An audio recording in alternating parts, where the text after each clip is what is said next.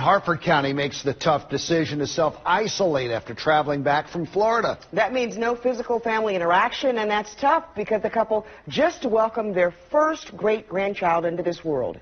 WMAR 2 News' Dave Detling is in Harford County with a look at how the Marshalls are coping tonight.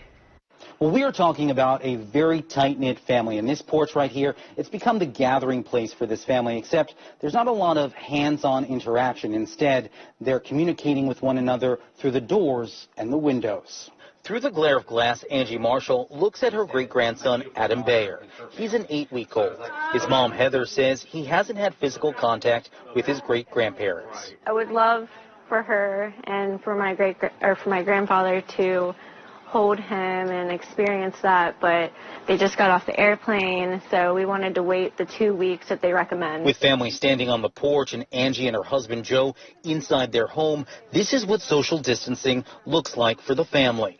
I would love for her and for my grandfather to hold him and experience that, but they just got off the airplane, so we wanted to wait the 2 weeks that they recommend. Looking through the barriers of glass has become the new norm for the family amid COVID-19.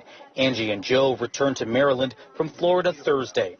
Following CDC recommendations, they decided to self-isolate. The toughest part, not being able to hold Adam. Angie spoke to us through the cracked door. I'm very upset and nervous, and this has taken a toll on the whole world, not just our country, the whole world. And it's very emotional. Despite the difficulty, Angie and Joe are holding on to this memory. It's a video of joy. When Adam and his mom showed up shortly after their flight. It was the first time they'd seen the newborn in person as they spend the winter months down south. While having a barrier between them isn't ideal, Angie is looking forward to day 15. I would love to get my hands on that little guy, and I know when I finally do, I'm going to squeeze him too hard because I just love him to death. He was born on my mother's birthday. And it's important to stress that the Marshalls do not have the coronavirus. They are choosing to self-isolate for the safety of their family and that newborn. In Harford County, Dave Detling, WMAR 2 News.